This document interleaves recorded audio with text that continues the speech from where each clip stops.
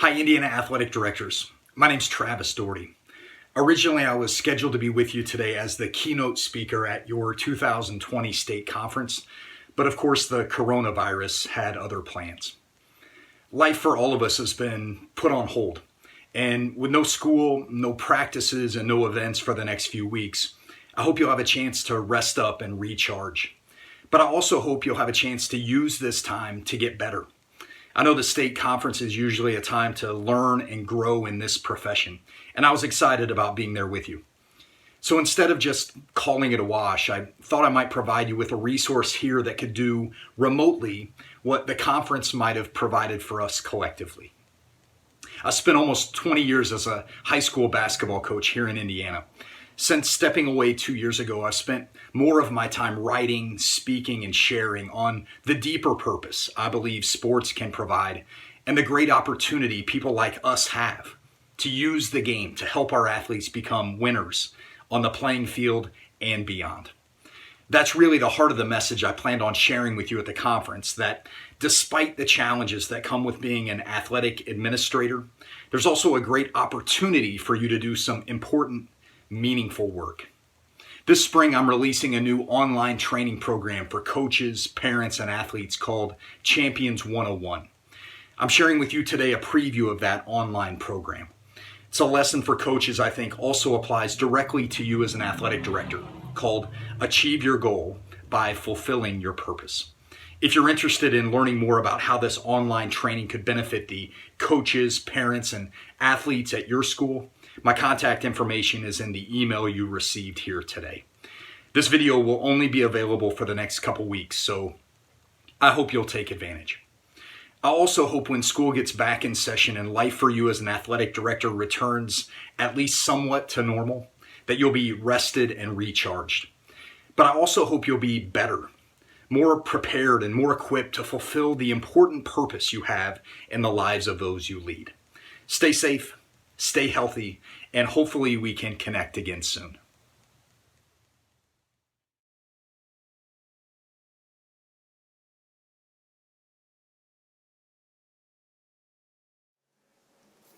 Hi, and welcome to this Champions 101 training session for coaches titled Achieve Your Goal by Fulfilling Your Purpose. A goal is defined simply as an aim or a desired result. And regardless of where you're coaching today, winning is probably your goal. Winning is a great goal to have because winning is important. Sports, like life, is competitive. There are winners and there are losers. Plus, you'll be judged by your players, by your fans, and by your boss, at least partly by whether or not you win. So it's worth taking a minute to stop and consider today how you plan on achieving that goal. What's your strategy for winning? I believe the best way to achieve your goal in coaching is to focus on fulfilling your purpose. Your goal is important, of course, but your purpose is different. It's bigger and more significant. As a coach, winning is the goal, but developing winners is the purpose. That's the reason you're here. It's the meaningful, transformative work you have the opportunity to do in the lives of your players. It's teaching, preparing, and equipping them to be their best here, today, and into the future. It's using the game to make them champions for life. Of course, developing winners isn't easy. Developing anyone in any area can be slow, challenging, inconvenient work. And there are plenty of coaches who are pursuing their goal and maybe even attaining it without ever working to fulfill their purpose. That option's available to you too, of course. But today I'm hoping you can see that there's no more effective, more impactful, or more rewarding way to coach than committing each day to your purpose, to helping your players become people worthy of winning in your program and beyond.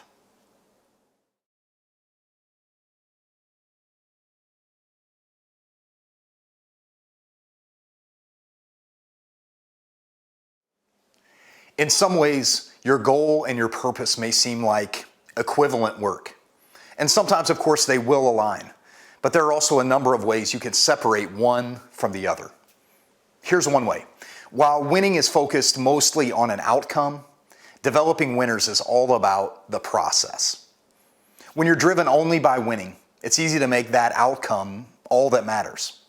This kind of focus makes it easy to feel like the score of a game or your season win-loss record is what really defines you. Of course, those things are important and worthy of your attention. But as a purpose-driven coach, that's not what's most important. You're committed to and defined by something bigger. Developing winners is focused on a process of growth and improvement.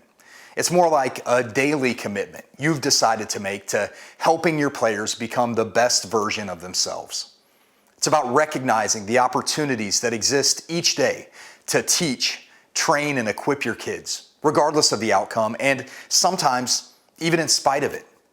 In fact, some of the most important lessons you're responsible for teaching can only be taught when you and your players don't achieve the outcome you're after. It's your purpose that drives you to find those lessons and use them to make your players better, stronger, and more prepared to achieve their goal next time. The truth is, the most effective way to achieve a desired outcome is to focus on the process it takes to get there. When you're committed to finding the opportunities that exist today to use whatever happens to help your players learn, grow, and improve, both as athletes and as people, you give them the best chance to win tomorrow. Devote your time and attention to the process of developing winners, and the winning usually finds a way to take care of itself.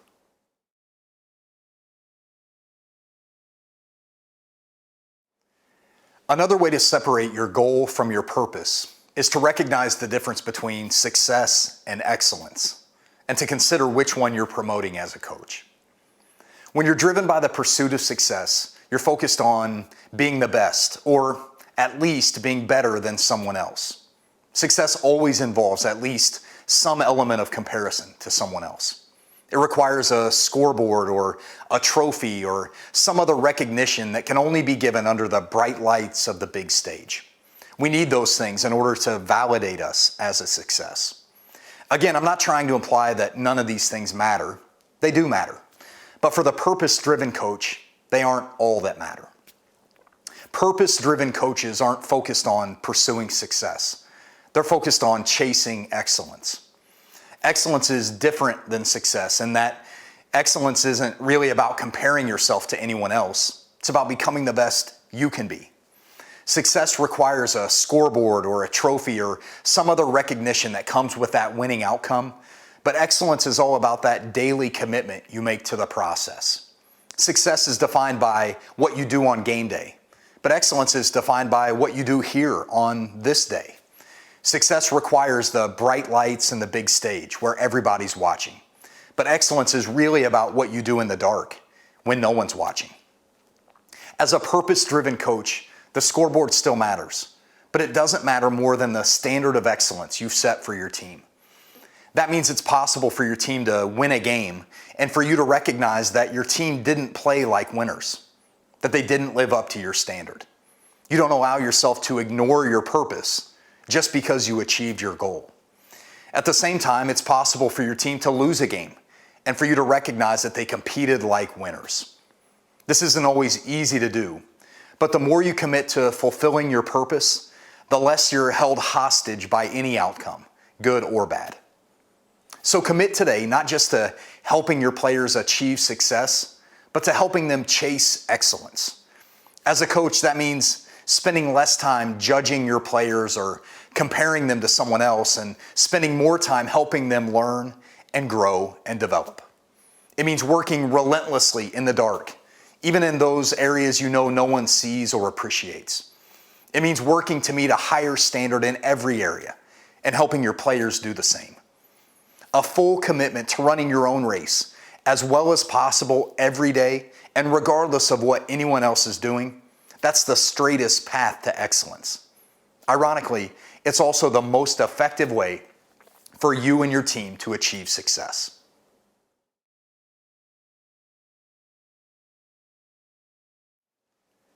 Here's a third and final way to separate your goal from your purpose, by recognizing the different impact each one is capable of making. Achieving your goal creates a broad impact. The impact of winning reaches far and wide. And as always, when it comes to achieving your goal, that's a good thing.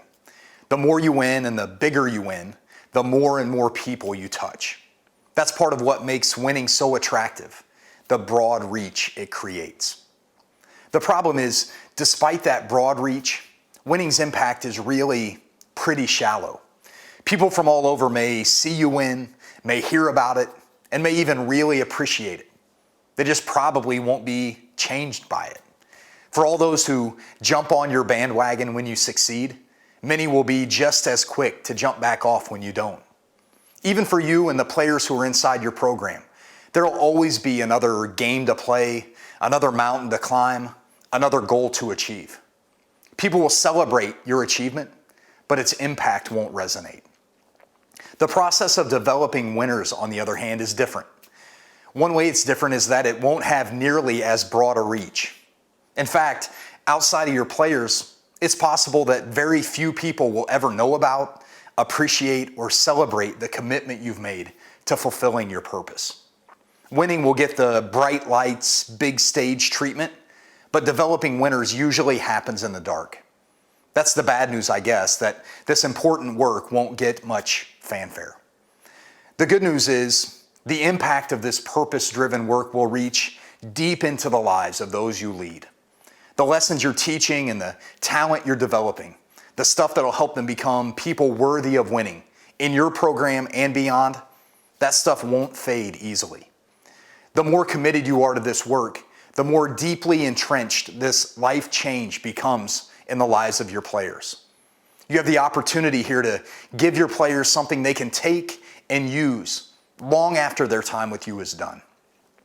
What your players learn and experience in your program can serve as the foundation on which they'll build the rest of their lives. The more intentional and committed you are to making it happen, the deeper and stronger that foundation you build. The question isn't whether or not you'll want your players to do big, meaningful things in life beyond your program. We all want that for our kids. The question is whether they'll have the foundation they need to do those big, meaningful things. Of course, other people will play an important part in that process, but you shouldn't underestimate the impact you'll have either. Here's another reason that foundation is so important. Because there are some serious storms coming in the lives of your players. Storms we can't predict, but some we can help prepare them for. I'm sure you want each one of your players, as they grow up, leave your program and deal with the challenges of life, to be as prepared as possible for whatever comes. You need to see that it won't be the shallow memory of a game won or lost long ago that'll hold them up in moments like that. It'll be that foundation that you helped to build, even years earlier, that might possibly help carry them through. The deeper and stronger the foundation, the more capable they'll be. I hope you can see clearly the difference that exists between achieving your goal and fulfilling your purpose, between winning and developing winners. I also hope you've been able to recognize that even though this purpose-driven work can be challenging, as a coach, it is the most effective, most impactful, and most meaningful work you can do. It's the best way to win, and I believe it's work you won't regret. So now let's take the next step. Instead of just accepting that this is important work, let's talk about how exactly we take these concepts and put them into practice. Here are some specific action steps you can take, starting today, to help you fulfill your purpose, to use the game, and to develop winners for life.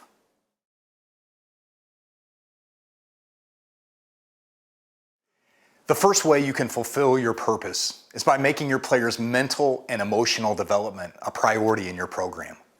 Of course, in order to achieve your goal, your players need to develop their physical ability.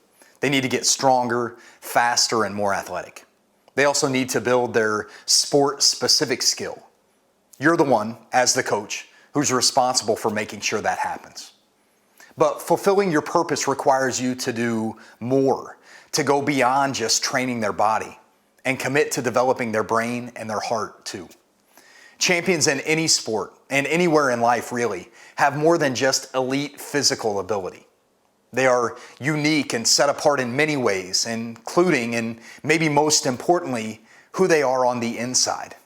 I wrote a book about what I call the hidden talent of a champion, the awesome stuff winners do that really makes them who they are. Champions love the game. They give their best. They overcome adversity and they seek improvement. Champions get coached and are great teammates. They take risks and they choose a positive attitude. Champions do all those things, and it's part of your purpose as a coach to help your players learn how to do all those things too. They're hidden partly because they don't always get the attention and acknowledgement they deserve. That's part of fulfilling your purpose as a coach, to make sure they do. I'd encourage you to utilize some of the resources here in the Champions 101 training system to help your athletes cultivate their hidden talent.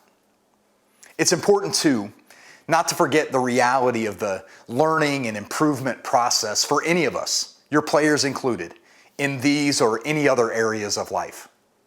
Your players' hidden talent can be developed, but it'll take more than a single conversation, a single page in your team handbook, or a single poster on the wall.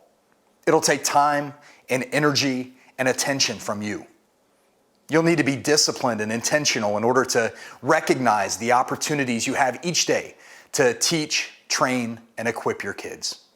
You have to make some hard choices about how you spend the time you have with your players. We all feel the constant pressure to spend more time on skills and drills, more time on X's and O's than we do on our players' mental development. But remember, it doesn't matter how good your drills are or how well designed your plays are if the people behind those X's and O's aren't equipped to play the game like winners.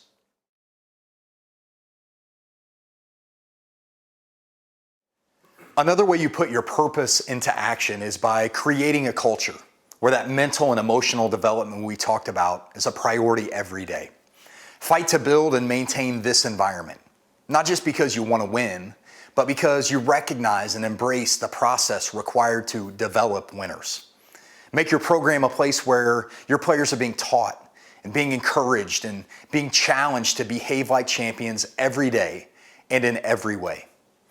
In a strong culture, developing winners is not a thing you do, it's everything you do. It's an environment of nonstop opportunity for your players to work on doing what champions do. For players who are early in this process of development, that probably means just working to make individual winning choices each day. Players who are farther along are working to take those individual choices and start stringing them together to build some winning habits.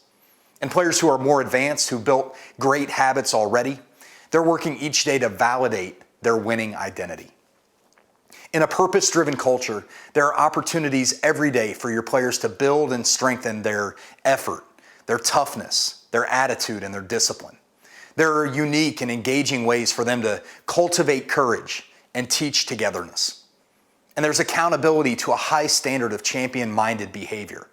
Not so your players can suffer for falling short of the mark, but instead so you can continually clarify who it is your players are capable of becoming here in your program and in any area of life beyond it. Of course, creating and maintaining a strong culture isn't easy. Some kids, probably those who've been taught and trained well in these important areas before entering your program, those players will thrive. But the players who aren't winners yet, those who've never been held accountable to a higher standard and who might even seem resistant to your purpose-driven work, those guys will struggle. You've got to be able to handle that.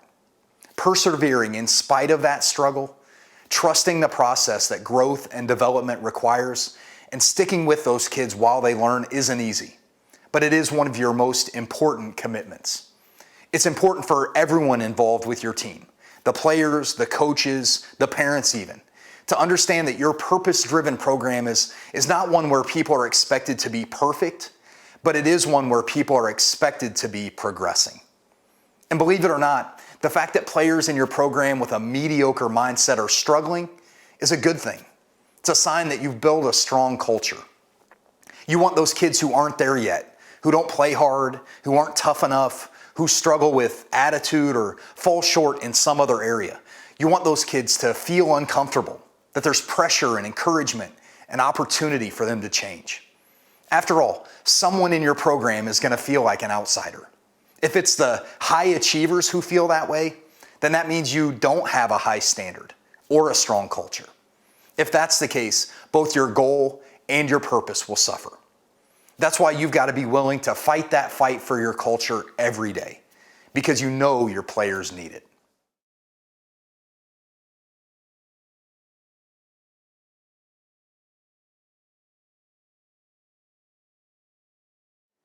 A third way you can put your purpose into action is by continuously connecting the dots for your players. You're the one who's responsible for tying the experiences your players have, the lessons they learn, and the identity they create in your program to the lives they're living now and the lives they'll be living someday soon beyond the game. Of course, right now your job is to help them become people worthy of winning as athletes, as students, and as citizens. Soon though, they'll need to be worthy of winning in some bigger, more important areas of life. There, the stakes will be higher and their character will be tested. They probably don't recognize that many of the qualities they're working to develop as athletes can impact who they are and help them win in life beyond the game, both now and in the future. That's why you're here. You need to recognize it and help them recognize it too. This is one of the most important reasons for fulfilling your purpose, because the choices you help to encourage, the habits you help to build, and the identity you help to create in your players today will influence who they are forever. Experiencing and cultivating the ability to keep their commitment, to give their best, to overcome adversity, and to seek improvement are all important to winning games in your program today. So is getting coached and being a teammate and taking risks and choosing a positive attitude. But hopefully you can attest from experience that each of these unique abilities is directly connected to winning in every area of life, even those areas that will be important to your players long after their time with you is done. At home, at work, in a marriage, or as a parent, this hidden talent separates the champions from everyone else everywhere in life. You're the one who's responsible for making sure your players understand its place in their life. So I challenge you to look for more and more ways to connect what your players are working on in your program to the life they're living beyond it. That can, of course, be some big, planned, organized part of practice, but it doesn't have to be. Maybe it's a conversation to close the day that ties an experience from this day into a more practical lesson about life. Maybe it's a one-on-one discussion you have with a player who's somewhere in that process of development. It could be a conversation meant to inspire someone who's struggling or fuel the fire of someone who's committed to doing this important development work. Today's player isn't as receptive to the do it because I told you so mindset that so many of us grew up with. Today's player is willing to buy in, but they usually want to know why they're doing what they're doing. What they're really after, to be honest, is the same thing you're after: to have and fulfill a meaningful purpose for being here. When you connect the dots for your players, you help them connect to an important understanding about their experience as an athlete. That if they use it the right way, it can help them become people worthy of winning here today and forever. Hopefully for you and for them, that's an exciting proposition. As coaches, I believe it's worthwhile for us to stop occasionally and consider what exactly it is we want our legacy to be when our careers in this profession are complete. When we do that, when we determine who it is we want to be at the end of our coaching journey, it changes our focus for today. When we consider what we want to have accomplished, what impact we want to have made, and what we want those associated with our program to say about us when our career is done, it helps clarify for each of us who it is we need to be today and what we need to value and prioritize. As a coach, your legacy will be determined at least partly by how often and how well you achieve your goal. You'll remember the big wins and the tough losses, and others will too. But your legacy will also be determined, and more importantly, might I add, by whether or not you fulfilled your purpose. You have an incredible opportunity as a coach to have an incredible influence in the lives of your players, but only if you take advantage of it. As we said back in the introduction, there are plenty of coaches who are pursuing their goal and maybe even attaining it without ever working to fulfill their purpose. That option's available to you too, of course. But I'm hoping you can see here today that you don't have to choose one or the other. If you're intentional and committed, it's entirely possible to do both. Let me say too, before we wrap up, that it's hard to develop something in your players that you haven't first developed in yourself. Just as each of the hidden talent areas are critical to your players' success in sports and in life, each one is critical to your success in coaching and anywhere else you're hoping to win. The truth is, if you want your players to become their very best, then you've got to continue to work to become your best too. I'd encourage you to go to the training center and check out the coaches course titled Champions Breed Champions to learn how you can more effectively do what champions do in your own life and thus more effectively help your players do it in theirs. I know that no matter where or who you coach, there will always be pressure to devote more and more of your time, your energy, and your attention to winning.